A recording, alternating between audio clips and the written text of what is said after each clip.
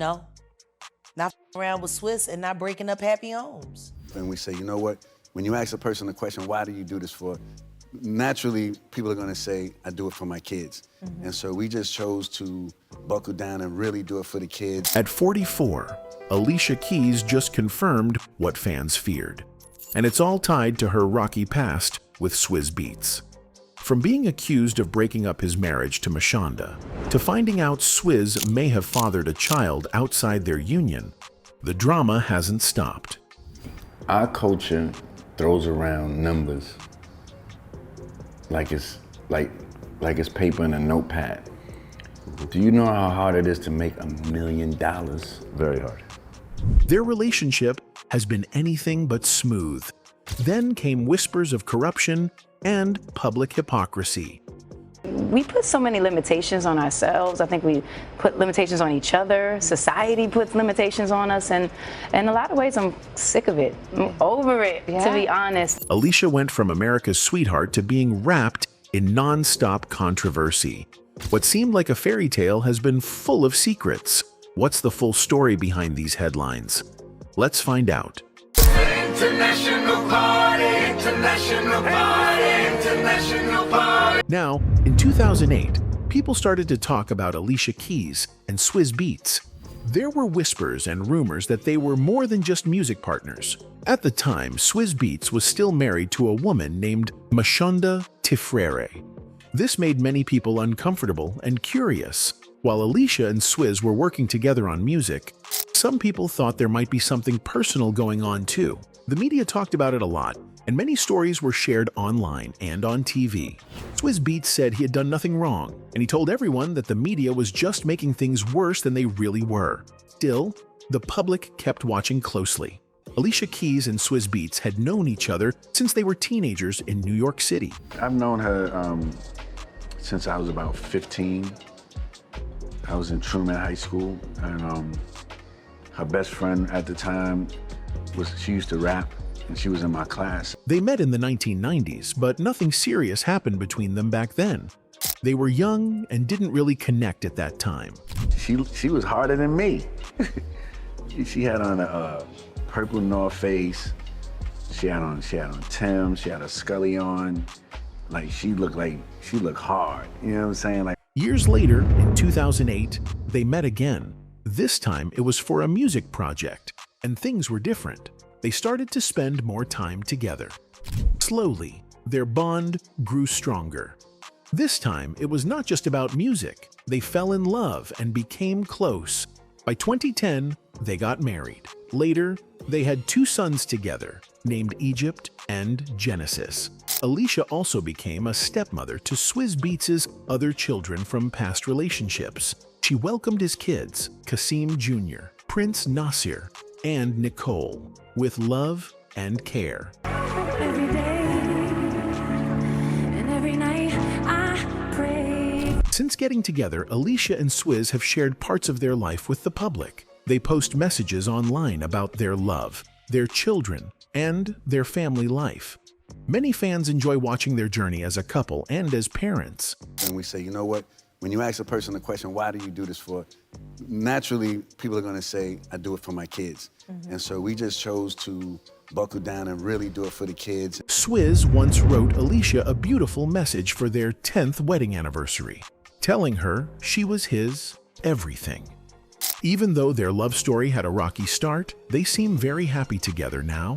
But their path wasn't easy, and not everyone was happy in the beginning. Mashonda's public accusations. In 2009, Mashonda, Swizz Beatz's wife at the time, decided to speak out. She was hurt and upset. She believed Alicia Keys had something to do with the breakup of her marriage. She shared her feelings on Twitter, writing a long and emotional letter to Alicia. In that letter, she said, "You have no idea how much pain I was caused because of this affair." Mashonda did not hold back. She said that her marriage was still going strong when Alicia came into the picture. She had just had a baby with Swizz, and they were preparing to celebrate their 5th wedding anniversary. From her point of view, the marriage wasn't over. She said Alicia should have stayed away and let them deal with their issues as a family. Mashonda explained that she had tried to talk to Alicia privately many times. She sent messages, hoping to get a response, but Alicia never replied. The only time they met in person, Swizz introduced them at an event. Mashonda still called Swizz her husband because they were not officially divorced yet. She was hurt that Alicia, someone she once admired, was now involved in something that caused her pain.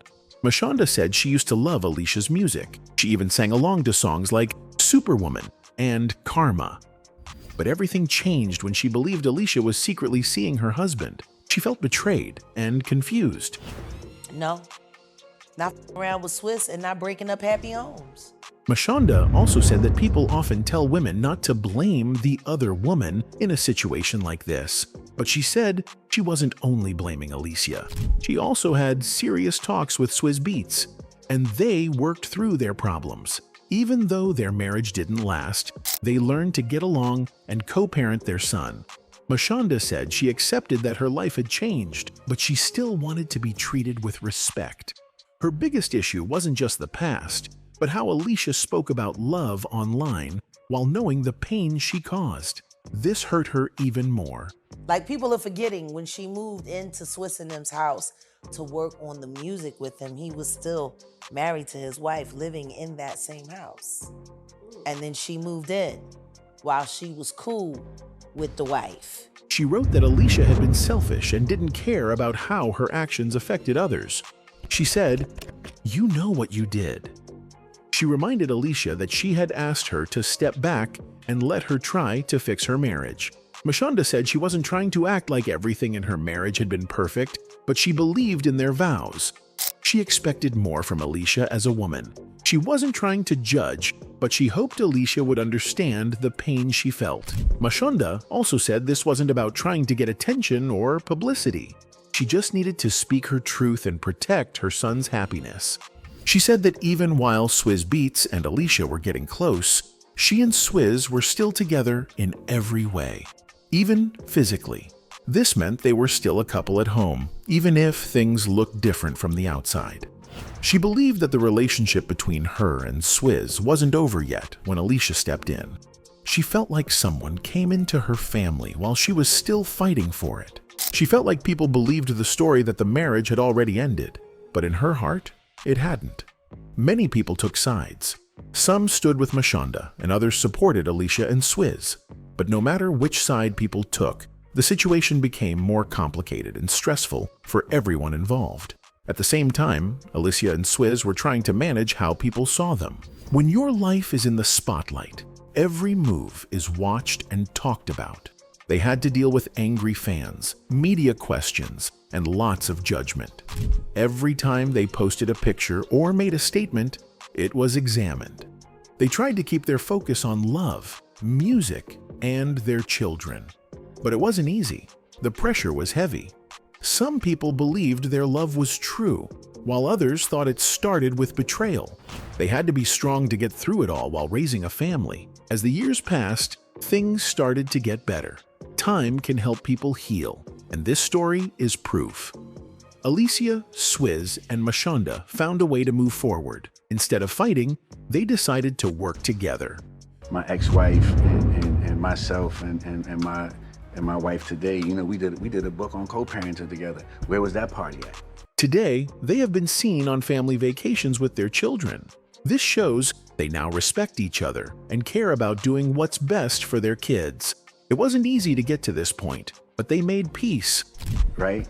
But everybody want to throw a party when they thinking that they want to kill each other and we want to be all negative and violent. And we got kids involved in this and we had to take the time out and go back to that word communicate. In 2016, Alicia Keys decided to stop wearing makeup in public.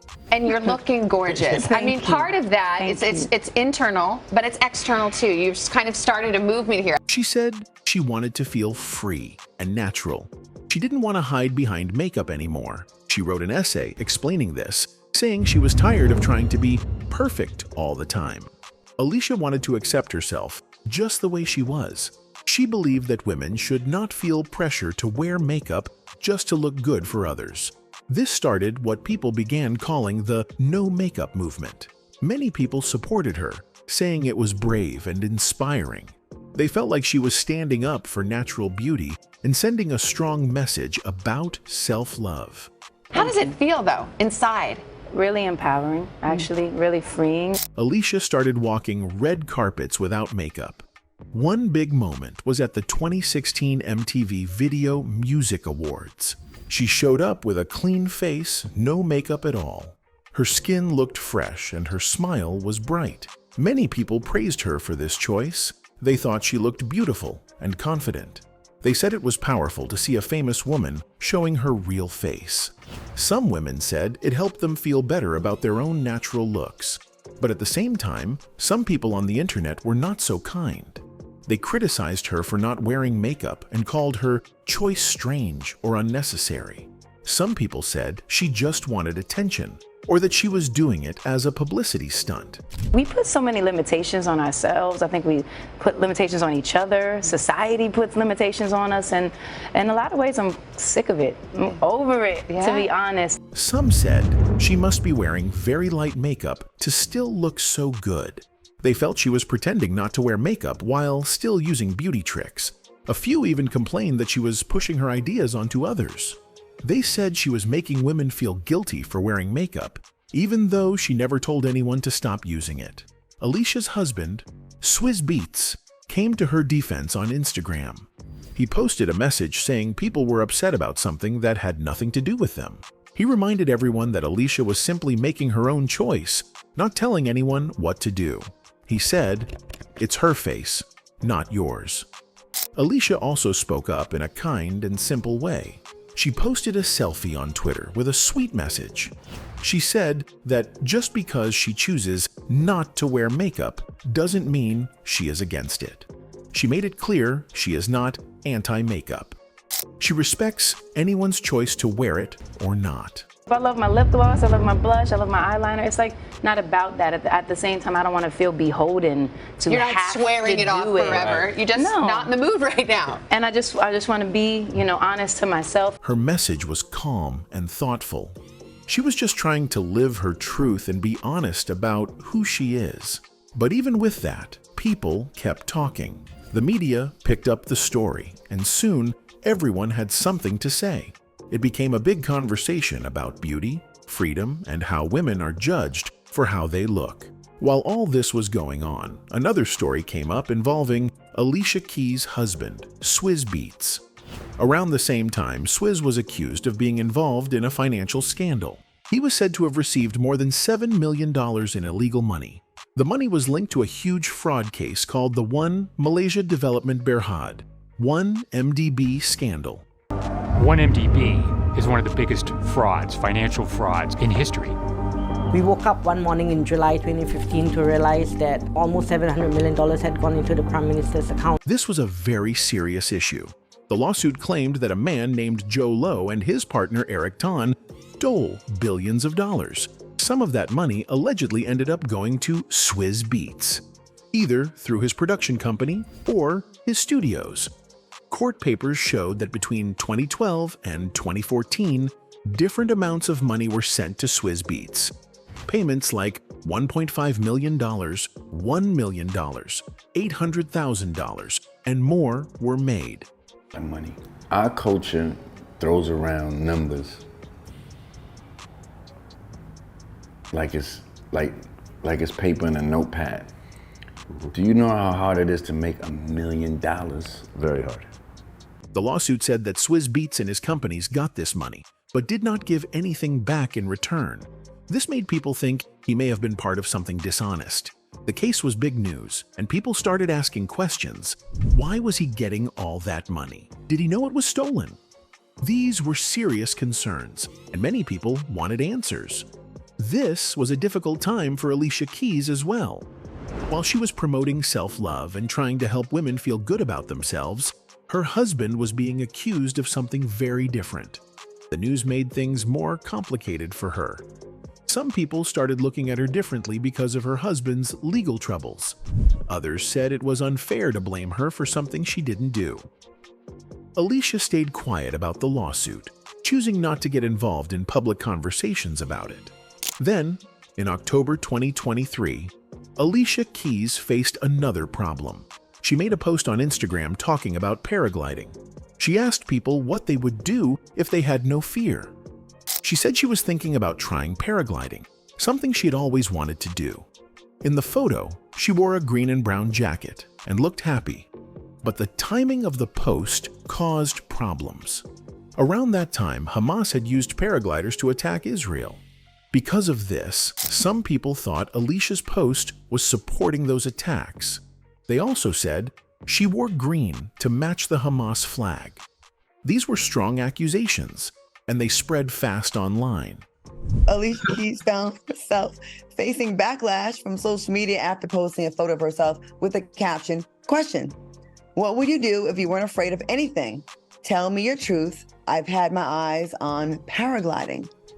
Alicia quickly took down the post and explained herself. She said the post had nothing to do with the conflict in Israel. She didn't mean to hurt anyone or be political. She said she had no idea that her words and colors could be misunderstood in that way.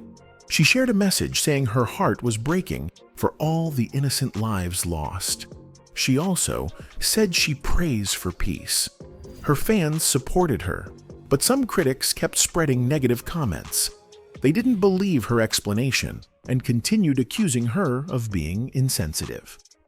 One person who defended her was her former manager, Guy Oseary. He is an Israeli-American and knows Alicia well. He posted a photo of them hugging and said she was not anti-Semitic at all. He explained that Alicia simply used a word and color combination that was not meant to hurt anyone. He said that Alicia was shocked when she found out what people thought. She didn't know the word paragliding had become such a sensitive term. He said she took the post down right away once she understood. He asked people to be kind and to remember all of the good work Alicia has done. Guy Oseary also reminded everyone that Alicia Keys has spent years helping people. She helped start a group called Keep a Child Alive, which supports children affected by HIV and AIDS. She has always cared about people and tried to make the world a better place. Her actions, not just her words, show that she believes in peace, love, and fairness.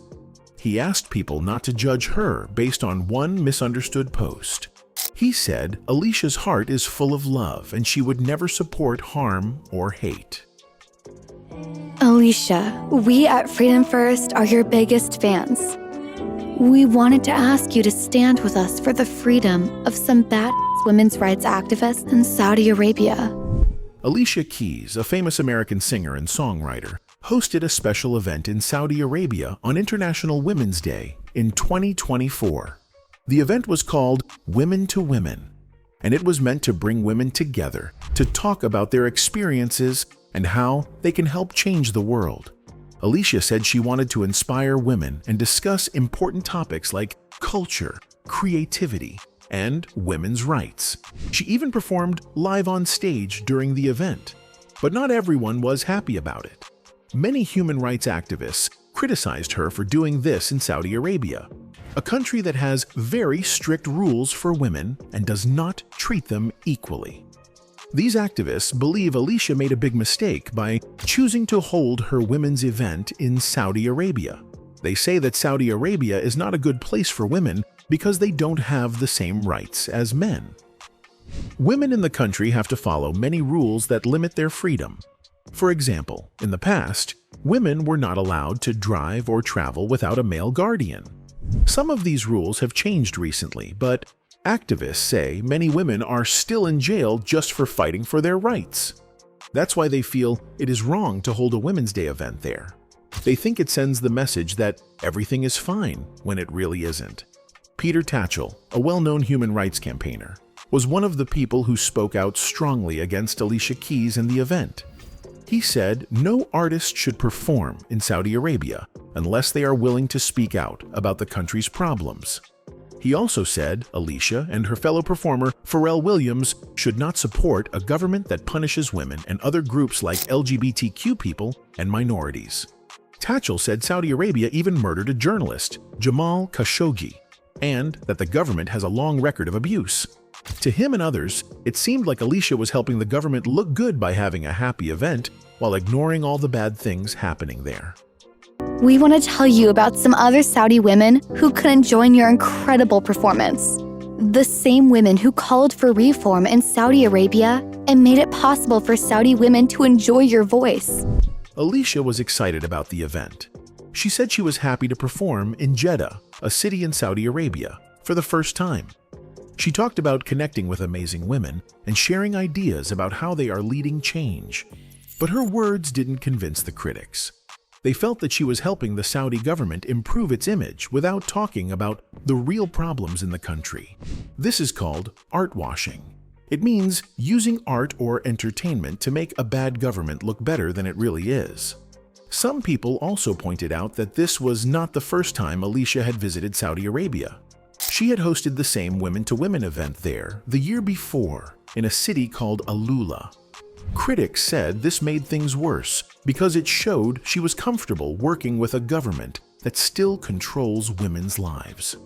They said that if Alicia truly cared about women's rights, she would speak out against the Saudi laws and not support events backed by the government.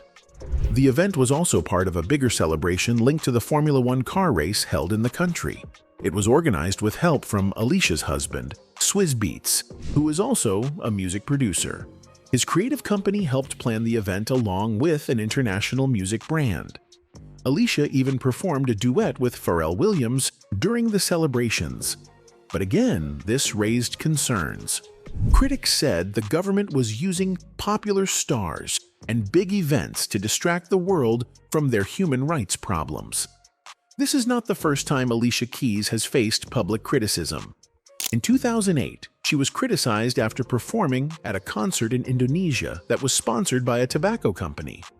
Smoking is dangerous, and many people were upset that she agreed to perform at an event with cigarette advertisements. When Alicia found out, she apologized and asked the company to remove all cigarette branding. The company later pulled out of the concert, but the damage had already been done. People expected her to be more careful because she is a role model.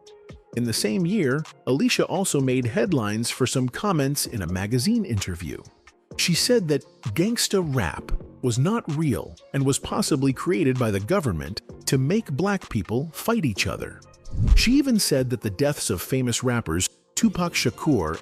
Rap star Tupac Shakur died last night after a brief life in a rough business. He was 25. And Notorious Big.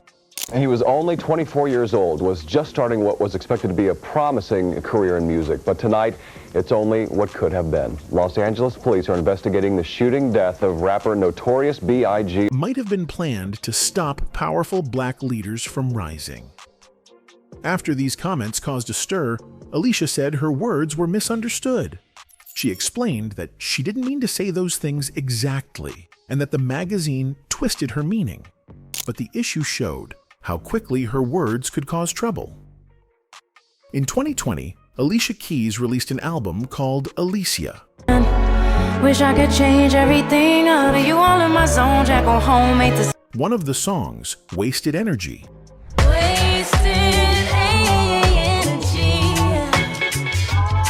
featured a famous Tanzanian artist named Diamond Platnumz. Alicia praised Diamond and said he had a unique style. She was very happy to work with him.